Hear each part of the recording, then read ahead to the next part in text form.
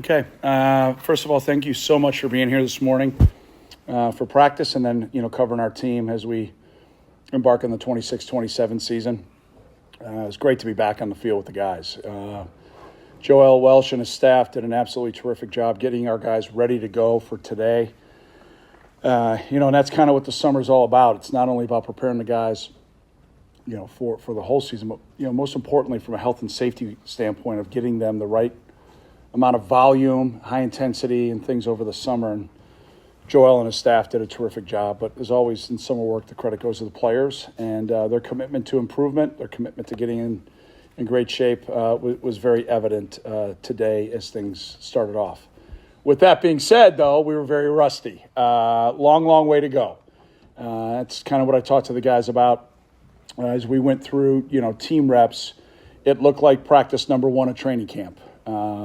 Just where do I go? What do I do? Even though we went over it for the last X amount of hours and last night logistically, it looked like our first time being out there collectively at a practice. And but the guys, I thought, really attacked it and embraced it. So now it's going to be all about how we kind of lean into the grind, raise our expectations individually, and then hold each other to a standard that we want to be at a championship level every rep of every day of everything we do. So, you work your tail off to prepare, but nothing quite prepares you for football than football. So to get to the next step now tonight with meetings and coaching the guys, some of them for the first time, and then, the guys that have been here now with us since January. Now comes the mental aspect, the recovery aspect, and, seeing how mature this team is going to be as we kind of go through the crucible of training camp. So with that, I'd love to answer any and all of your questions that you may have. Coach, if I could, a quick Google search will show you've been engaged with this game at a high level for more than half your life. So a day like today is like, riding a bike, muscle memory. But in 2026, what's different other than representing different colors in the Big Ten? But what makes you kind of reflect a little bit, kind of make you think a little bit more about 2026 coaching football? Wow, that's deep. Wow, you got me there. Well, number one, I love football. I don't like it. I love everything about it. I loved it when I woke up this morning and drove in. It was really humid. I was a little mad that the sun wasn't out initially. And when I go back to when I first started playing football in the second grade, my mom signed me up. I was a daydreamer. I was a guy that was looking around in class, couldn't stay focused. And so my mom put me in football, and I was a second grader playing with guys all the way up to 6th and 7th grade. That was not a good experience. But I learned a lot about myself. I learned a lot about the game, and I fell in love with it. And then to have the privilege of being in this role and the power of influence you have as a head football coach of not only the young men you get the privilege to coach and teach, but then also, in a leadership role, of the front porch of the university and what comes along with all that responsibility is humbling. I enjoy the heck out of it, and I'm honored and thankful to be in the role. And then, just to watch guys grow from the minute we identify them, whenever that may be, until they walk across the stage. And Trey Bell and I kind of had a little moment. He was walking around the indoor before we started today. And I go, "You all right? You just getting your steps in?" He goes, "I'm just kind of taking it all in." And I think that's what football does to you. It impacts your soul. And to see, a young man who's as conscientious as Trey, believe in us, come here to be a part of what we're trying to build. And then to see the way he walked around, that's what it's all about. We all love football. That's why the guys are here. That's why the staff is here. And, that's why I do what I do. We saw the video yesterday of you talking to your team and you speak with great passion to them and about this program. My question to you is, you were probably born that way. You probably grew up that way.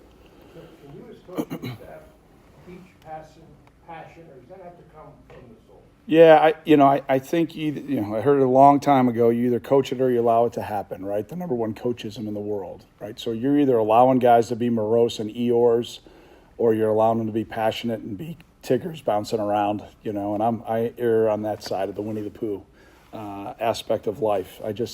Especially with football, unlike every other sport at the collegiate level or high school, there are so much regulations and restrictions on how we get to be together and when we get to practice and play our game.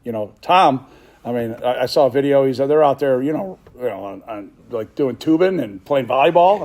That would have counted as a practice for us in football, with the way the NCAA looks at that stuff. So, just enjoying every moment. Today's the first day. We're wrapping up our first press conference today of the 26th season of the fall.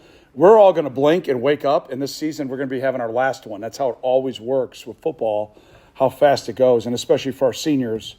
I think you just got to pour everything into them every single minute of every day. And then, I think every coach in the country in their, welcome back meeting, in their, set the tone meeting, you've got to help them understand the vision and the direction that you have. And if again, I said this on the dais in Chicago, there's 18 of us that all believe we're going to win a Big Ten championship. And that's easy to say, and it's really, really hard to do. But you have to believe it. And we believe it, and now we've got to go out and earn it and achieve it. And I'm not going to back away from that being our expectations. What are the early returns on dorm life? And I guess if you could go back and explain again what your hopes are. Yeah. Well, first of all, just the proximity of where Case is across the street allows our guys an easy transition back and forth as we start this morning with breakfast at 6:45. They're able to get over here in the building pretty quick, right? So they can get treatments.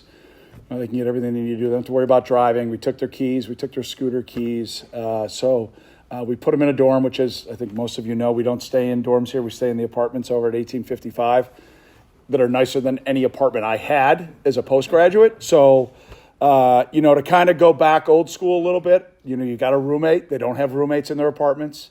They've got suite mates. So you got to get a little uncomfortable. You got to be comfortable doing that, getting to know somebody. And then just the ability to have camaraderie and a little bit more enhanced brotherhood when we, wrap up the day tonight at 8:30, 8:45. I know if it's anything like it's been in the past, the guys will probably hang out in the players' lounge, play video games, go back, hang out, play cards, do whatever it is that they choose to do. And then, we're back at it, pretty much on a pretty regimented schedule between now and by the time we get to game week. But it's just to bring the guys together, reinforce brotherhood, and get them to know their teammates better. When did the dorm thing go out of style? Was it when they outlawed 2 days? Yeah, I think that's a really good question for administrators. I think they saw an ability to save some money, is what I'm assuming. I don't know. I've always wanted to do it. I loved it. I don't know if you guys saw the graphic. We had a cool little camp graphic. It's like we're in the trees. We're camping, Some of the guys texted me, like, what should I pack? I go, like, vacation, ... for football, right? That's what we're going on. So, just that alone told me this is the reason why to do it, right? Like, they've just been used to so many creature comforts, and there's nothing comfortable about football. There's nothing easy about football. And same thing with relationships. You've got to pour into each other. You've got to have the time on task. And these guys have done a great job all offseason, but now as we, day one of on the field of the fourth quarter of our preparation is already done. And so we're running out of time with this team, and we just trying to reinforce, the brotherhood kind of mindset that we want. A lot of players talk about the importance of camp, even though they hated it back in the old days, how important it was and how much they drew from it. Sure. I assume you agree with that? And it just, the bonds, is that what? Yeah, there comes a point, I think, in your football life, somewhere between freshman year and wherever it happens for you, where you just get this like really kind of biological football clock. It's like time for camp. And like the summer's over, whatever it is that you've been doing, hanging out is over, and it's time to go. And for everybody that happens a little bit differently, but I think for everyone that really truly loves football, it doesn't matter what your role is, player, support staff, coach, whatever it may be, there's just something about the start of training camp that kind of gets everybody's kind of juices flowing a little bit for football. And I think if you love it, there's no doubt that you fall in love with camp. When you start to look at, you've been through a zillion of these now at this point, and you've had some great seasons and seasons that didn't go as well. I'm wondering, are there benchmarks in camp where you can evaluate a team and when you look back to seasons that were really good and seasons that maybe weren't, and you go, I could tell then or Yeah, that's a really good question. And I used to do the same thing with like pregame warm-up. Like I'd go out to pregame and I'd be like, oh, we were great. And then we go out and play terrible, or man, we got no juice, and then we go out and play great. So it's going to be an ebb and flow. There's going to be good days and bad days. It's kind of like mapping out all the data points, right? You just kind of want to see the team just continuing to get better.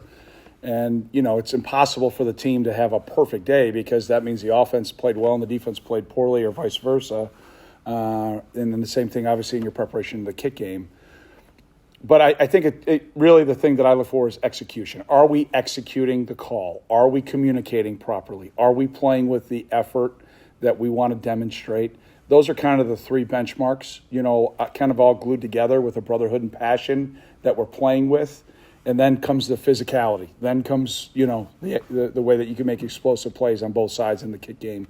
So it's just a progression. And today was day one. We got a long way to go. You voted for the number one, or does that come later today? Yeah, guys voted for number one last night, so we'll get those results here pretty soon and get that announced shortly. So excited to see who that is. I wanted to ask you mentioned something in Chicago about the pairing of Nick Sharp and Borowski. I'm wondering, do you have a gauge, and there's one practice in, but do you have a gauge of how do you want to keep those guys in pairs right now? Or do you have a gauge sidewise, or is it going to be floating? It's going to be fluid. We'll definitely try to have all those things solidified, as we get the 2 weeks out from the opener, but it'll be fluid between now and then. And then, in particular, you mentioned about the size factor. Mm-hmm.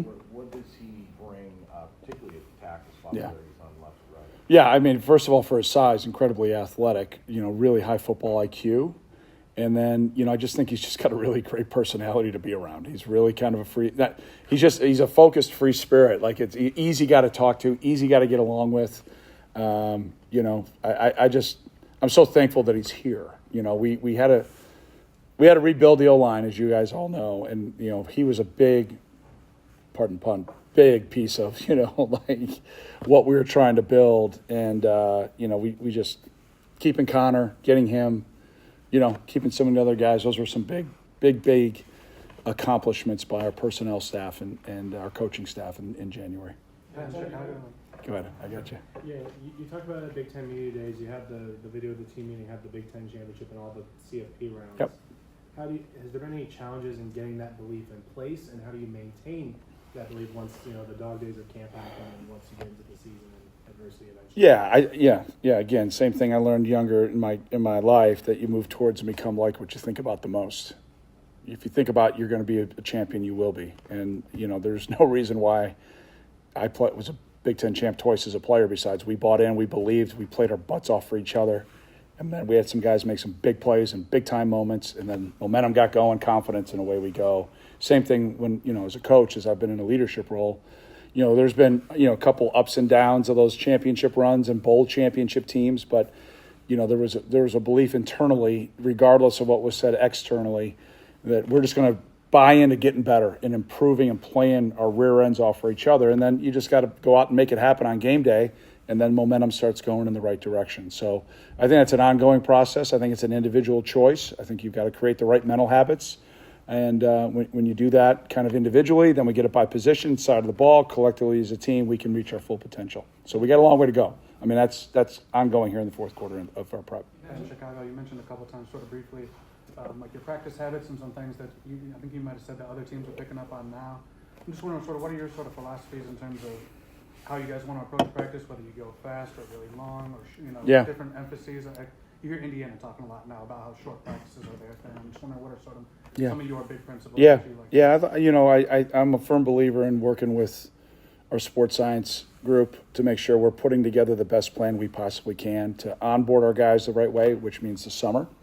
So Coach Welsh and I are lockstep and kind of how we went through that preparation. And then now as we're kind of building up, our practices, it's going to be kind of moving up and up and up and up and up to get ready to be at the point where we need to be for game week.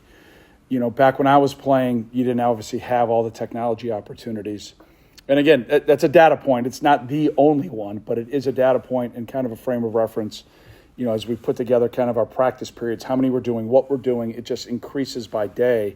Really, number one, callous our guys mentally and physically the right way, so they're hardened and they're ready to go to play a Big Ten football game. But do it smart, do it safe from the structure of practice. As far as, and you guys have been out to practice, I think your hair's got to be on fire as a coach. There's no coffee time, there's no hanging out, there's no talking about what you did yesterday. You can do that in the office when we're done during lunch. When we hit the grass or the turf, whatever it may be, we hit it running. And that starts and ends with us as a staff, and that's the expectation. So it's either we're coaching it, we're running it, and then we're doing it live. It doesn't mean we're live to the ground like I talked about maybe in spring practice. It means we're going full speed.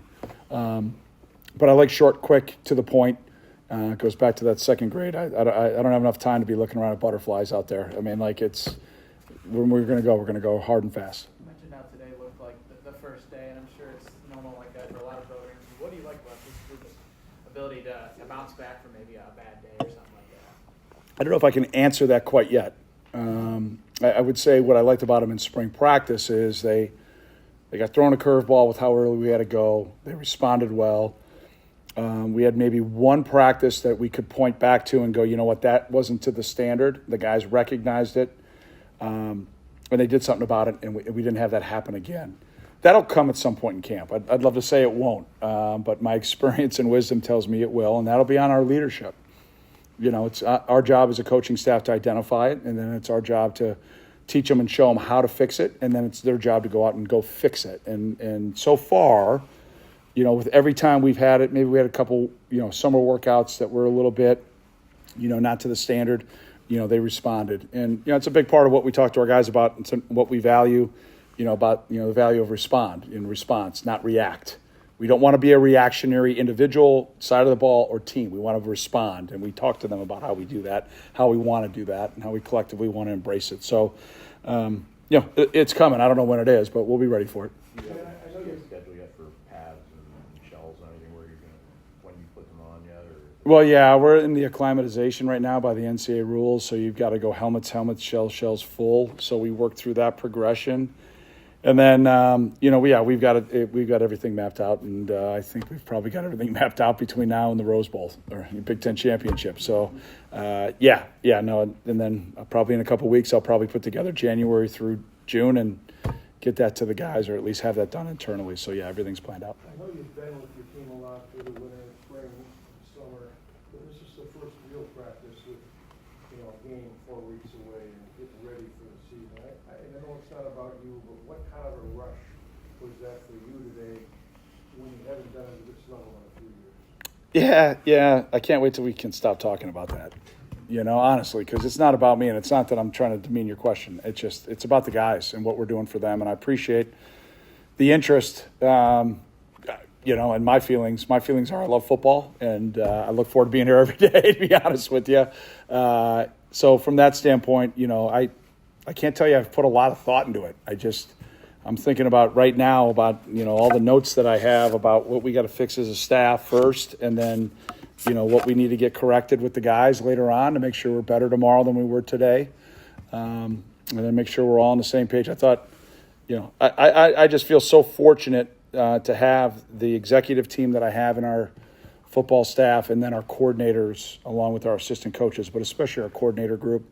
And I include Joel with that, with LeVar and Nick and Joe. Like the way that we look at preparing the team, it's our first time going through it, so we're bringing kind of a lot of the macro that I believe in, along with what they've experienced through championship runs, and kind of meshing all that stuff together a little bit. And, you know, to be organized, to have the structure the right way, to have what we want to do and how we want to do it as a staff, we have to be operating at a championship level before the guys can. And that group has done a really, really good job. I'm thankful for them. You mentioned the task today of guys, players needing to know where to go when to get there, and that'll come along. What were some of the other things that were accomplished today, and what needs to be done practice-wise? Yeah, I mean, like, for example, we did what we call run-through today. We hadn't done that in spring ball, so that was the first time that was exposed to the guys. We taught them how to take a proper water break today. It may sound silly, but we weren't very good at it, so we'll be better at it tomorrow. Just the attention to detail in everything that we do. So after practice, I walked by a garbage can, and maybe it was just pure dumb luck on my end, but I picked up 2 Gatorade bottles and some Chewies, and I took a piece of their ass afterwards, because the standard is we're going to leave everywhere we go, we're going to leave it better than we found it. And so as that moves forward, that will be held accountable. It's like the same thing in the team room. You guys should always walk in here, and it should be pristine. It should look the way it should look. If our most important recruit, our most important donor, the President of the United States, I don't care who's walking in here, we should take great pride in being a Spartan and how we do things, not some of the time, but all the time. And, you know, the guys were locked in. And the minute I got done, some guys tried to pick up it's too late for that now.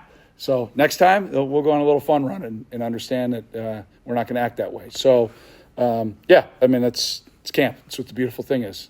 So. unorganized, disheveled, making it unrealistic for our dietitian team to make sure the guys get what they need, how they need. Again, I want to practice like our hair is on fire. But to be able to do that, you got to be able to make sure you got the right fuel. You got to make sure you rehydrate. You're continually hydrating. And then I want to be able to get back going. We're going to take a break. We're taking it for a reason. It's prescribed in the part of our practice. We're working with sports science and the staff the way we want to do it. So let's look the right way. And it's like the same thing it's you're taking over a program, like how we look in practice. We shouldn't have our tails hanging out of our shirts. We shouldn't have tails streaming down to the ground. It's not what we do. I don't really give a shit if they do that other places. That's not what we're going to do. This is how we're going to do it. And then once we get to a point where we don't have to have those conversations anymore, then we'll, reinforce it even harder. So we're building a standard of expectation because that's got to be the bedrock we build this thing on. Okay, it's not going to be built on sand, and so it's a path less traveled. And to do something special, we've got to get ourselves up to a championship standard, and that's everybody that touches the Spartan football program. And that's thinking about my emotions. That's what I'm emotional about. That's what I can't wait for tonight to talk about in this room with the guys to get fixed what we need to get fixed. And I thought they were pretty good today for first day, but it will never ever be good enough. I'm sure a lot of players have improved themselves physically since this break, off-season training camp. Yeah. Off-season weight training. Any one or two players come to mind that have really made some progress physically that you noticed? Yeah, it's a great question. Looking at the linebacker room, in particular, I'm just going to highlight just a couple of young guys and or newcomers that like Adam Shaw and Cam Stagio, those two guys, are up probably 15-ish, if not more pounds. And I hope they're not mad at me if I'm wrong. It might be a little more. I mean, they came in very skinny jeaned, and now they look like Big Ten linebackers. So the running back room, again, Marv looks great. The whole group just looks different than they did when they first started off. Our young O-line and D-line look completely different, and the newcomers look completely different. Joel and his staff did a really good job. I mean, we look much better. We looked the part. Time for a couple more. I want to go back to what you just said about kind of instilling your beliefs. It's been 20 years since you had to do that as a first-time coach. You had the continuity of one place. Is there anything that you're learning about kind of taking over a program now? Yeah, I think that's a very fair outlook, but I look at it a little differently. I think every team is new, especially now in the era when you have so many new players each year. I think you got to go back to ground zero or back to A before we can even get to QRS TUV. And so I kind of always approach it that way, where maybe us as a staff, those that have been here for a while, we kind of know when, I say go, Rip, we go right, or Liz, we go left, whatever that may be. Same thing in all three phases, right? Same thing with the strength program. We're pretty much through most of that. I mean, really, once we get through the Notre Dame game, we'll kind of be, I guess it'll be the Wisconsin game. We'll kind of be the last check the box of the regular season of how we handle pregame warm-up, how we handle halftime, right? You know what I mean? Like all these things and how we want to do it. Now we're preparing for all those. We have plans for all those. So there's just a little bit more from the nuance of the new here for everybody, but it's new for everyone. Whereas we move forward, our young guys will be able to, be a year older, a year wiser, and they'll help the next group, if that makes sense. I think it's a trap of when you're at a place for a long time that you assume everybody knows what to do and how to do it. And so we always approach it the other way around, that it's a new team every year. And you'll hear me say this at the end of the year, it'll be a death and a funeral, death and a birth, really at the same time. It'll be the death of this year's team and the birth of a new team. And you got to take that approach like you would with a newborn child. It's a brand new start. Anything else? GoPros on the QBs, is that something that you study the film, like where they're looking? Or? Yeah. I mean, I think you've probably seen it be a little bit more common throughout pro football and college football. Yeah, I mean, I'm kind of a technology guy. I kind of like that stuff. And as long as we're using it, right? Like, if John and really Jake came to me first and Nick, And then, when Jake went to the Browns, John was like, yeah, absolutely. I want to use that technology with the guys. So we did the virtual reality back there. A couple of the quarterbacks loved it. A couple of the quarterbacks made them feel like they were on the worst roller coaster ride they've ever been on. So we just stopped doing it because it was really expensive. So, you know what I mean? Like, it just depends on whether or not the guys are going to use it. But, yeah, we'll overturn every stone to help these guys get prepared, especially the quarterback. Thanks, Coach. Okay, thanks, guys. Go Green.